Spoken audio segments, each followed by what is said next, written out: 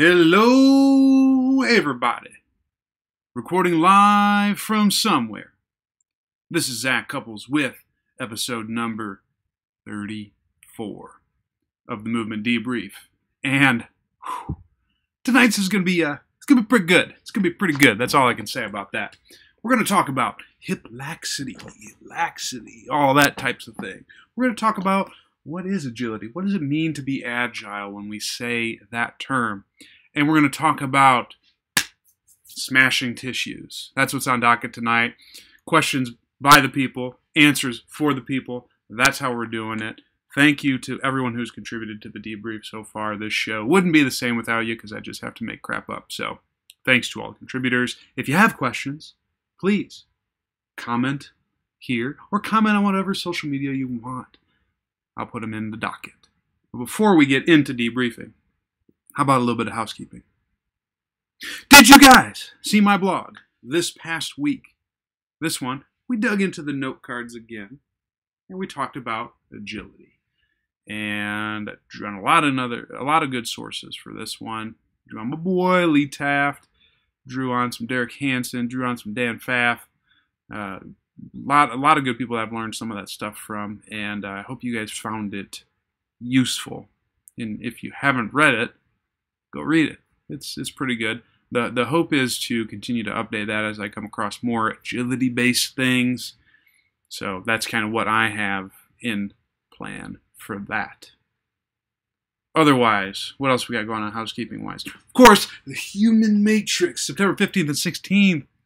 We're going to be working on pre-sale list hopefully within the next month or two. I have to do some things to get that taken care of, so that's on me. I will get it done for you people because I know a lot of peeps are contemplating signing up. So that's coming up. The unnamed product is also coming up. I jokingly tell my friends that the project name is going to be Reflections Eternal. And if you get that, assuming you like hip-hop, you will get that. But that won't be the final name of it. But that's what it's called right now. We'll call it Project Reflections Eternal. And we're going to get to that one of these days. I just got so much going on right now in life. No excuses, though. I'll make it happen because I know a lot of people have asked about it. And I want to deliver it to you. So that's what we got going on with that. Otherwise, that's really it in life. I attended a class this past weekend that was quite good. It was a class called Kettlebell Mashup 2018. And I was in Oakland, California. And it was very, very well done. What they did was they mixed hardstyle and Giveroy sport style kettlebell. The former, I think that's the one that everyone's familiar with. But the latter, I didn't even know that stuff existed. And that they were doing these swings, and it was just so completely different from anything that I've seen. And the instructors, Jimmy Ewan and Steven, I forget his last name, is killing me, but I'll put him in the show notes. I'm going to link up Ice Chamber. Check them out if you're ever in the Oakland area. Really, really nice gym. But really good technical coaches. I am very curious to start playing with some of the GS or Giveroy Sport style kettlebell training with myself first and foremost.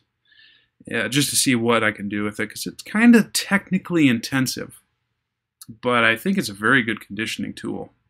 On Bong, how you doing, my guy? So, yeah, I think both of those guys are good. I'm hoping that they replicate the class because I thought it was great. So, did that. Also got to see another national park this weekend, which was amazing. Pinnacles. I'll hopefully put some pics on that Instagram, baby, one of these days.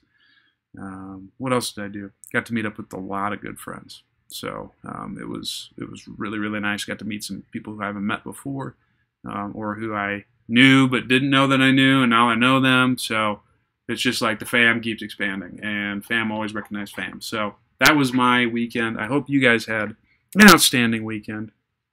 But enough of me blabbing on about that. Let's debrief. First question comes from, where are we at here? You guys got a lot of questions. That's good. Ryan asks, what's your typical treatment like for someone with a patho right hip? So that means someone who has laxity in a right hip. How do you keep the right femoral head seated in the acetabulum while also getting them neutral? For those who don't know what neutral means, that I would consider that the ability to move in 3 planes, or at least the frontal plane. Not just reinforcing a left AIC or extension on the left-hand side, which is basically we have this this right lateralized bias. That's kind of what he's talking about.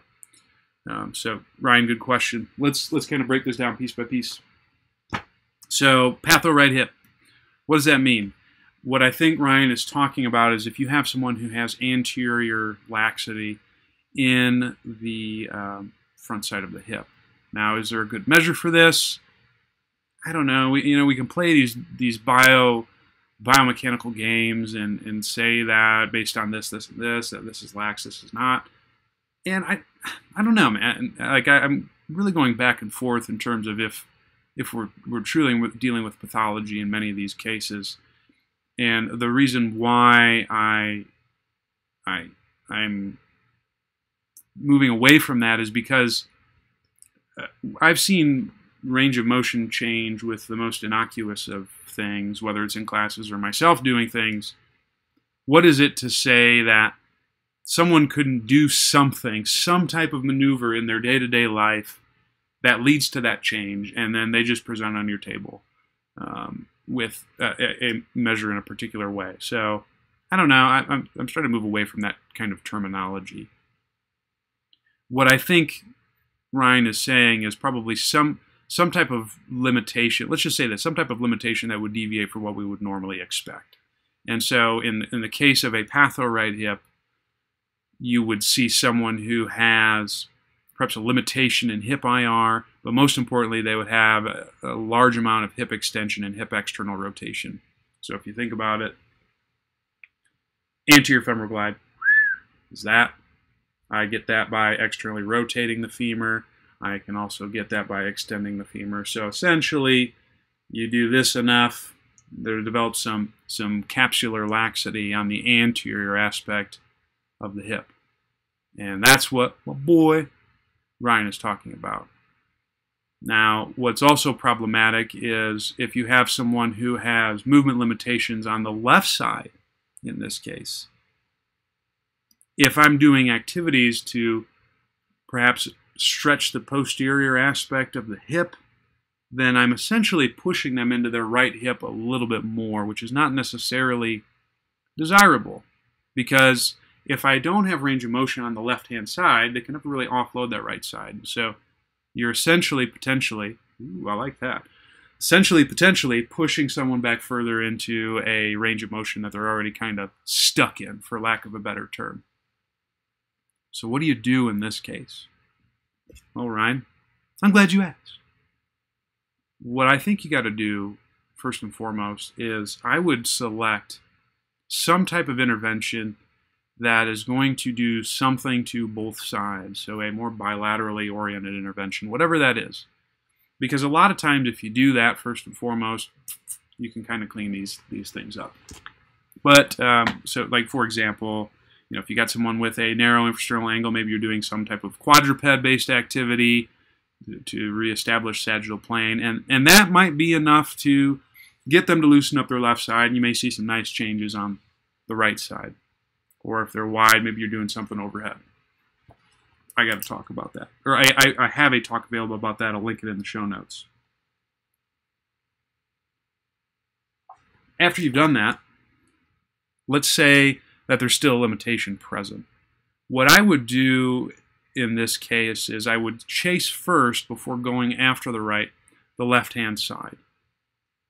And the reason why I would probably do that, or actually I take that back, I would probably do both at the same time, with the left potentially being first, because that way you're at least giving them some type of range of motion or a way to potentially offload that right hip, because if that's all that they know and you give them something new, then they may be able to fully go over to the left side, which can have a favorable impact on symptoms, because it's not just about restoring motion on the ipsilateral side, but it's also giving them an offloading strategy by restoring range of motion on the contralateral side.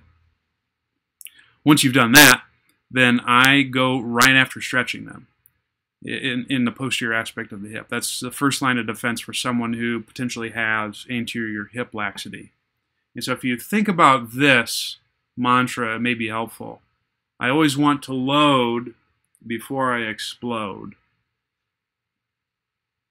From a loading standpoint, I can load the posterior hip most effectively by restoring extension, adduction, and internal rotation. And so if I get that first, that potentially gives me the capability to propel forward in the opposite direction, flexion, abduction, external rotation. So that way we've restored motion in all three planes. And that's typically the order I go when I'm treating people, regardless of its left or right side.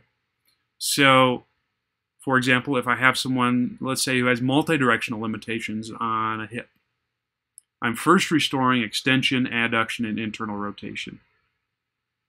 And the reason why I'm restoring that is because those range of motion limitations are often associated with something going on with innominate or pelvic positioning. And I've linked this study multiple times, and I will link it again. Morphologic changes.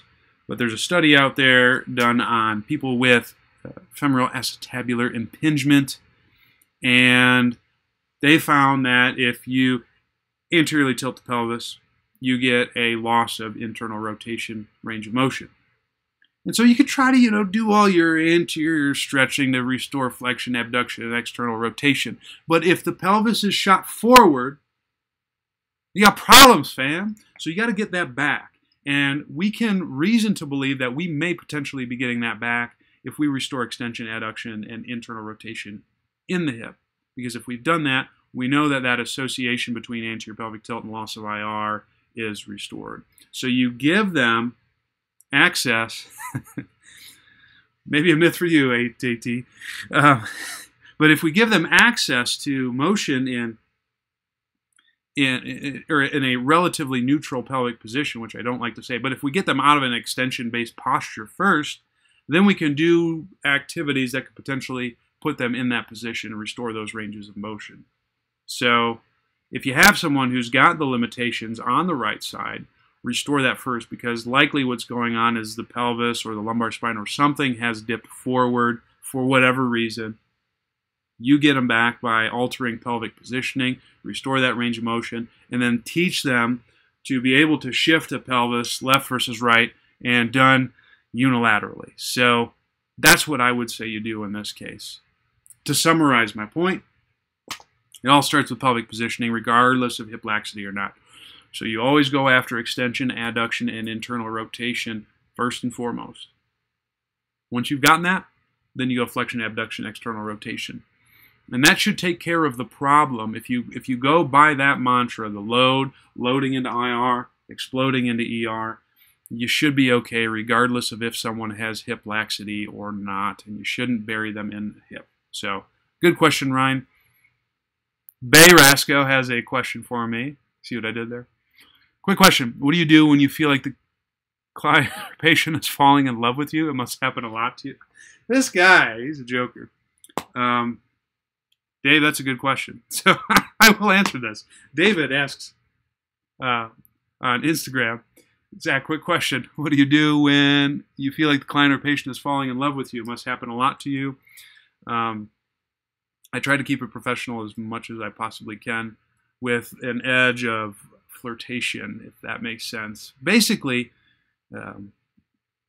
this is, I hope at some point in time to write more on this topic, and I have written a little bit about it on one of my previous posts, which I'll link in the show notes, but interaction. For those of you who don't know, if you see me in the clinic, especially if it's with the old ladies, I can be kind of flirtatious.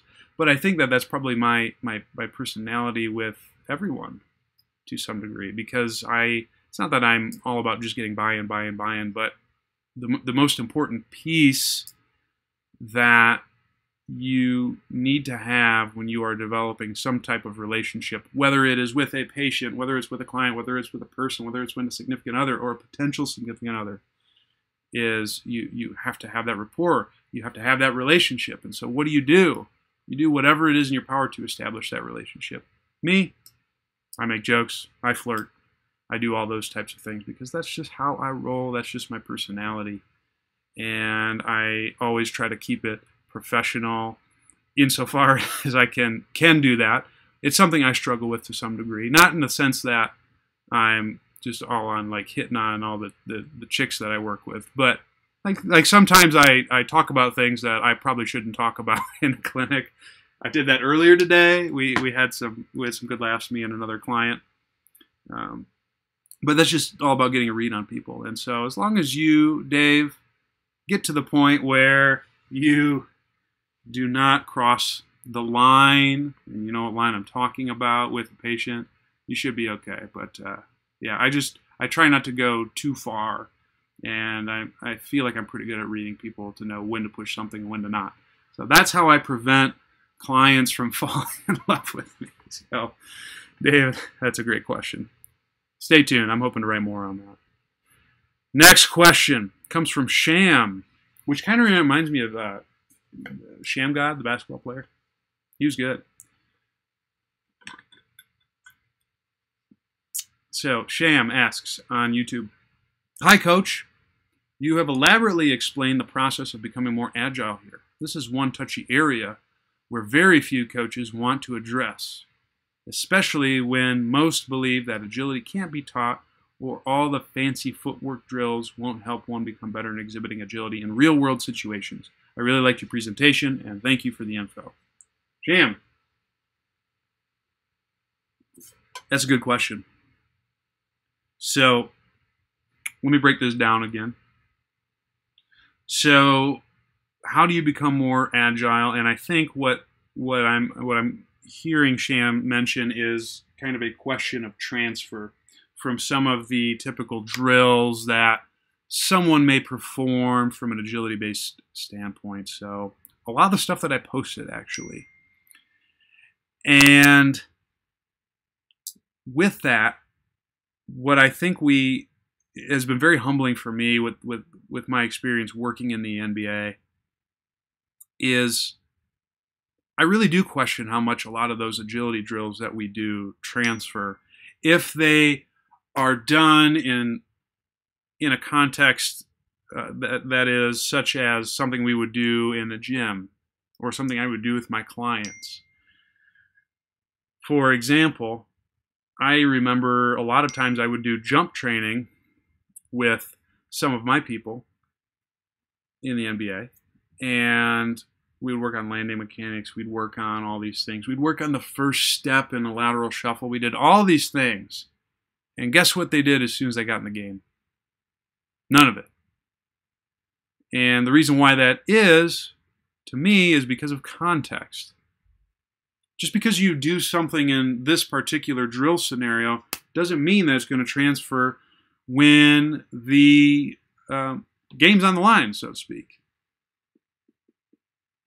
So what you have to do then is provide building those skills in a context that's going to achieve better transfer. And so what I ended up doing my second season when I was in the D-League was that. We would do drilling, or I would work sometimes with the coaches, which was awesome. Like, I was very fortunate that they allowed me to do that. But especially in someone who was doing a return to play. But I would collaborate with Coach Boylan, who was one of the assistant coaches, one of the smartest basketball minds I've ever met. But we would kind of collaborate on, hey, what skills do you need to do? Here's what I need this person to do. And then we go from there. So, for example, if the guy needed to work on lateral shuffle capabilities, I said, hey, Joe, man, I need this guy to be able to kind of do this maneuver right here. What do you got?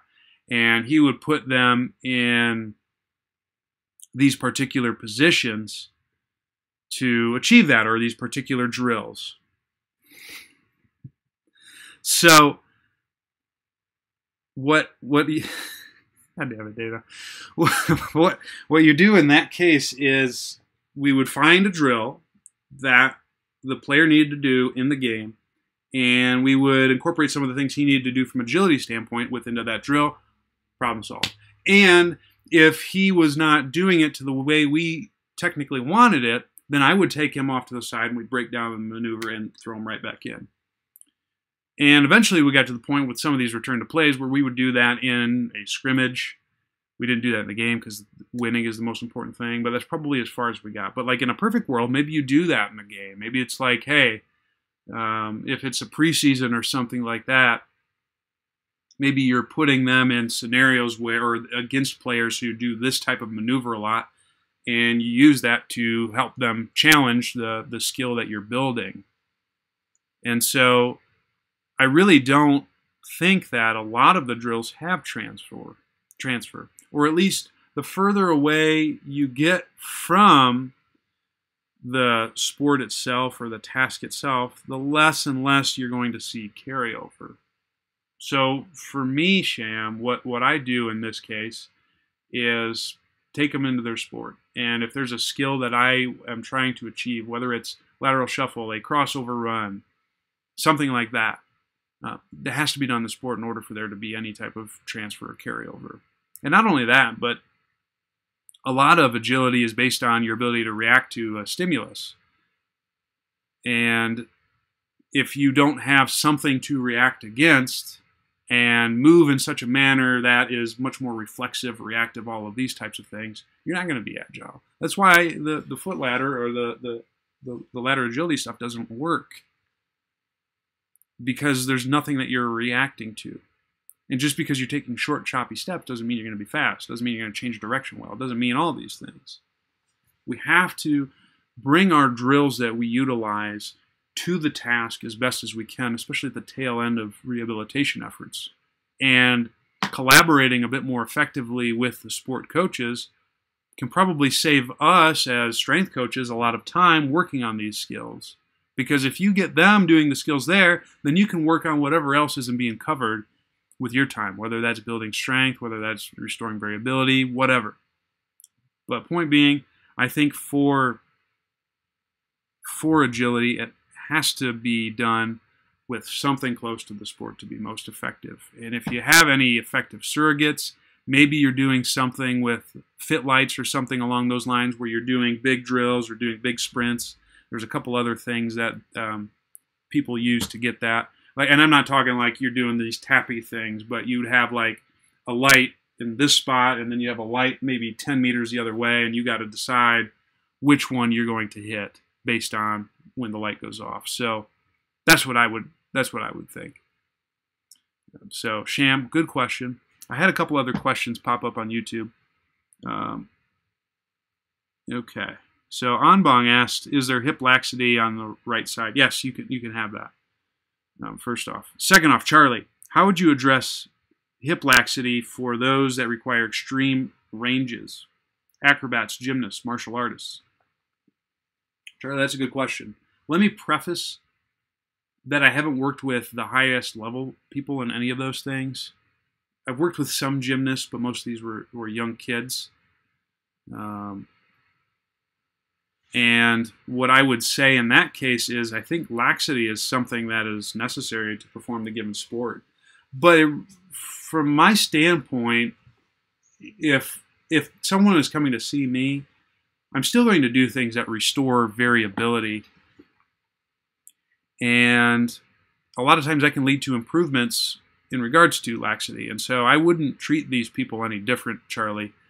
I would say you still go from restoring the qualities that need to be restored based on what your skill set is. For me, that's variability, power, and capacity. And then do anything else you can that supports them doing well at their sports. I'm not one who goes like, okay, you have a lax right hip, we need to get an adductor and a glute med, because sometimes you can restore variability on people, and then when you do the active tests, they kill them. And so maybe they're just locked up for whatever reason. And that motor pattern, that skill was there. So I don't think you treat these people any different. Tyler, hey man, it's been a minute. Tyler is an old buddy from high school. Can agility be taught, or is that a naturally given trait? That's a really good question. So with anything that's fast, based on the the reactions involved in the energy systems, among other things, the amount that you can improve of those qualities is lower, and agility is one of those things. So is sprint speed, whereas what has more room for improvement would be something like aerobics. So that's why not everyone can run the 100-meter dash in under 10 seconds, but a lot of people can run marathon. In fact, just about everyone can run a marathon. Well, not everyone, but you know what I mean. So what I would say is it a naturally given trait? Yes. Can it be taught or improved upon? Absolutely, because there is a lot of technical aspects that I think you can improve upon to make someone more agile or better at cutting, better at direction change, better at doing crossover runs, shuffles, all these things. And you can make up for a lot of maybe naturally given talent by getting better at the sport that you're in. I remember last year in the league, there was a lot of talk about Malcolm Brogdon, and that was someone who one of the coaches that I recommended or that I worked with was like saying, hey guys, we should get this guy. He's going to be pretty good. But he was not known as an athletic guard by any means. And it just so happens that the cat won the Rookie of the Year after being picked in the second round. I mean, was an absolute steal for the Bucks. And why was that the case? Because he knows how to play the game, and despite having athletic skills that may have been on parallel or on par with some of the other people in his draft class, because he was so skilled at the game, he could make up for that. And so what I would say to you, Tyler, is you can improve the technical aspects and you can improve the skills necessary to perform that task very well. And I think if you do those things, that can make up for a lot of naturally given talent that people may not have, to a degree, of course. I mean, let's not get it twisted, people. Genetics do play a role. There's some people who are just built for games like basketball. There's some people who are built for games like football. And there's some people who are built for movement debriefs. So that's how we roll. Good question, Tyler. Straight fit training. Ooh. How would you address a sports hernia right side with a funky hip on the right side, FAI labral tear? That's a deep one. So this is from Straight Fit Training. And they're on that Instagram, baby. They asked, how would you address a sports hernia right side with funky hip on the right side, FAI labral tear? So what I would say in that case is the treatment is still the same as just about anything else. And what I would say for that is you restore variability, you build power, and then you build capacity. Now, with these people, in some cases, what I often see, and I've seen a couple people, or one person in the league with a sports hernia and a couple other people just in clinic, but a lot of times these individuals will have limitations in hip abduction, and maybe that gives some pulling, some stress in the area. And so if you could do activities that restore hip abduction, high priority, among other things. But I mean, even some of the stuff that I talked about with hip laxity is still very relevant in there. Oftentimes I think you will do very well. One thing you have to be careful of with people who do have sports hernia, because I am working with someone right now, is loading adduction in the early stages of the rehab process. And so what you want to consider is maybe you're not doing anything that's doing an abduction isometric in the early phases, things along those lines. But I would say that is something you have to be doing at the tail end of things. So something like a Copenhagen adduction test or the Copenhagen adductor exercise needs to be almost discharge criteria for these people, because then that demonstrates that some of the potential tissues that may be involved can be loaded effectively and not lead to symptoms or other problems. And then it's a matter of just putting them into positions that they need to be in based on the demands of their task that they're trying to perform. So, restore variability, restore power, restore capacity. Straight fit. Phenomenal question. All right, guys. Next question. Last question. Tyler. Tyler asks so many good questions. So thank you, Tyler. Tyler asks, what is your take on smashing tissues a la Mobility Wad Hoopla or Donnie Thompson implements? So this one's funny to me because I was thinking of a song that, I don't know if you guys have heard this. First off, if you don't like rap and you are, what's the word I'm looking for? This is like NS, not safe for work, not safe for most people, but there's a song by Love Rants called Up. And it goes like, I beat the up, up, up. And I was actually thinking about making a parody of that was PT oriented. And I would call it, instead of I beat the up, it would be I beat the tissue up, up. So stay tuned. Maybe I'll crowdfund that and you guys can pay me money to make a music video with that. Because I got some lyrics, people. It's out there. Neither here nor there. What do I think about smashing tissues? I don't think much about it. And the reason why is because I'm not fully informed as to why that's being done, but what I am informed on, Tyler, is what happens when we're doing manual therapy or anything along those lines. And what's not happening is the breaking up of scar tissue, the alterations of fibers of things, yada, yada, yada. I don't think that that's happening. If you look at like the mechanical deformation of human fascia and all these types of things, like that study, I'll link it in the show notes. It takes, I don't know the exact forces, but I believe it is 1 ton of force to deform fascia 1%. And if it takes that much force, a lacrosse ball ain't going to do shit.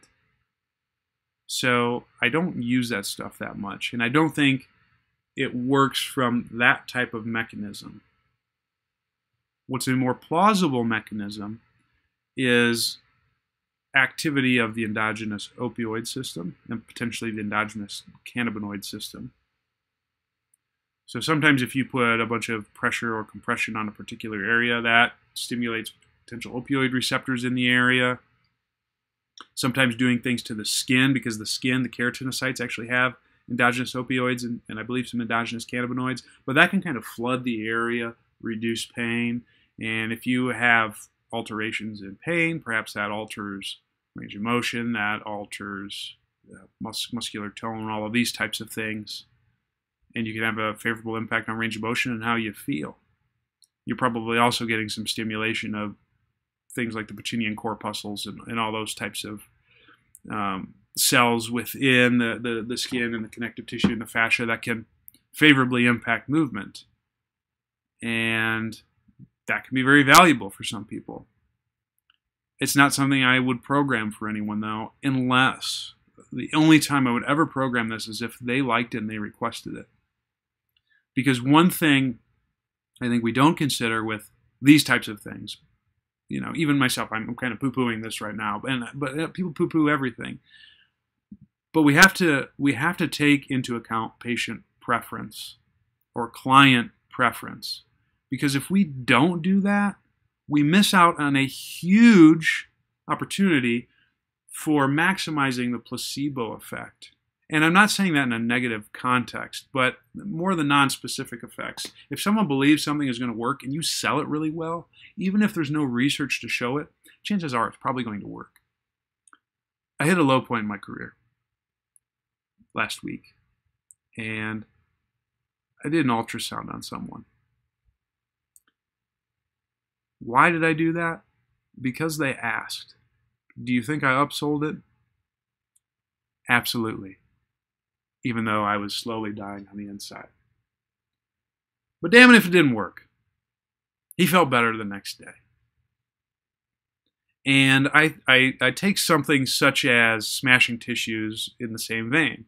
If someone is like, man, I just love it when someone lays into my lower back or something like that with an elbow. And even though it hurts like hell, I feel amazing afterwards. Why wouldn't you do it? They're telling you what type of modality they want. And you can use that as an opportunity to upsell and maximize the nonspecific effect and likely have a favorable change in symptoms and range of motion. So do it. Do it. You know, give them a little bit of what they want and then move on to something else that's more important. or not more important, but just as important. I don't think there's any shame in that, and I don't think there's any shame in smashing tissues for that matter. It's just not something that I go to. For me, if the client gives me a preference in terms of how I utilize manual therapy, I'm either going to do something that is very gentle because less is more, or I'm going to do something that's very, very fast so I can just get it out of the way and then move on to something like movement. So for that reason, I like manipulations. Like, I have no beef with, thank you for the share, Vic. No beef with manipulations or ART or anything that works quick that maybe is a little bit more uncomfortable. Because if I can get that out of the way as quickly as possible, get the sensory input that I need, or get the manual therapy-based changes that we so desire, then I'm going to do that and then reinforce it with movement. To me, doing something that takes 5 seconds, like a joint manipulation, as opposed to doing some light little massage or something along those lines, strain, counter, strain, hold it for 90 seconds crap, I'm going to do the fast thing. That's just how I roll. That's just my preference. And a lot of times the patients like that as well. So, to answer your question, Tyler, and to summarize, I don't use beating up the tissues kind of like that. But what I would say is you have to respect what your clients and your patients want. Use that to your advantage by maximizing non-specific effects. Give them a little bit of that, and then give them the things that they really need. So, Tyler, that's an awesome question. And I think that's probably a good stopping point for tonight. Guys, I really liked all your guys' questions that were done live. Thank you for doing that. Please continue to do that, and I will try to answer them on the spot as best as I can. And if I feel like I wouldn't do it justice by answering it on the spot and I need to think about it more, maybe do a little research, I'll definitely get it in a future debrief. So thanks, guys, for tuning in. You're probably wondering, Zach, where can I find out more about you? I'm glad you asked.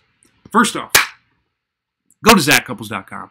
Sign up for the newsletter. You will get access to almost 3 hours of talks. We're talking about practical pain education. We're talking about respiration revisited, those bad boys. Almost 50 pages of notes to correspond with them. Get that. You'll also get a free acute to chronic workload calculator. You'll also, it never ends. It never ends. You'll also get access to my weekend learning goodies. Every Friday, I send you an email saying, hey, I came across this stuff. You should give it a shot. So you go to there, you check that out, sign up, and become part of the fam. Fam recognizes fam. Just remember that. Once you've done that, then you want to go to the online services page, which is like up there on your screen if you are on zachcouples.com. And I can do 3 things for you. First thing, I can be a mentor for you. Say you're struggling in the clinic, helping a lot of clients or patients. Or say you want to know how to program some of this stuff with your fitness peeps. Or say, hey, Zach, I'm not that organized. Why don't you help a fam out? And you need someone to hold you accountable. You're looking at them right here. Click the online services page. Go to the mentorship program. Read about it. Reach out to some of my mentees. I believe that Dana is on here making some funny comments saying that I'm in love with her. She's a pretty cool chick. Let's not get it twisted. We got a lot of other good people in that program, so go ahead and check that out. Once you've done that, then you want to just jump right below that and look up the online movement consultations. Maybe you're feeling a little toyed and you got a little boo-boo and you went to see some practitioners, just you want another set of eyes, or maybe you're a trainer and you need someone to just kind of look at your people because you want them to move a little bit better so they can do more cool things in the gym with you.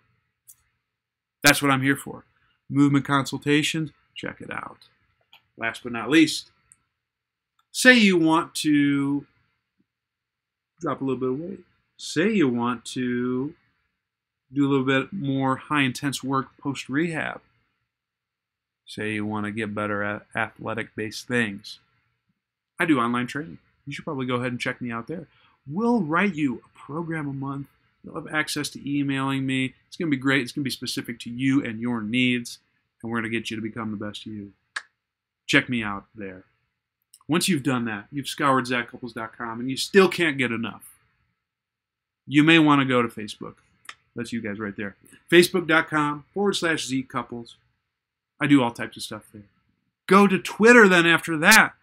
The handle is ZCouples. Sometimes I post little profound things or not profound things or what's on my mind or ask a question. I don't know. I do all types of stuff on there. But hit me up on Twitter. Lastly, you got to go on that Instagram, baby. Instagram is Zach, Z-A-C, Couples, C-U-P-P-L-E-S.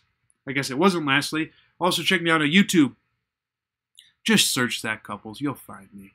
And I've had 2 people mention this to me. I'm sorry I didn't mention it, people. But if you like these debriefs, but you don't like looking at me, I wouldn't look at me. But you don't like looking at me, or maybe you just can't tune in live, but you want to listen to this lovely voice. If you go to iTunes and you search the Zach Couples Show, you can listen to the debriefs. You can listen to more. The reason why I didn't call it Movement Debrief is because there's other stuff I put on there. I put on interviews that I do with people. I put on, maybe if I just got like a random blurb that I want to talk about, it goes on to that site. So just go ahead and go to your iTunes and go to Stitcher. Look up the Zach Couples Show. Hit subscribe. And also, if you could please, please, please review and say, hey, you know what? It's kind of weird, but I like listening to them. I would appreciate it. And I appreciate all you people, first off and foremost, for tuning in. So I hope you guys all have a wonderful rest of your week. Don't do anything I wouldn't do, which means you have full reign to do everything. I hope you keep it real to the extent where, but not to the extent where things go wrong. Stay hungry, stay learning, stay moving, and I'll see you next time. Deuces.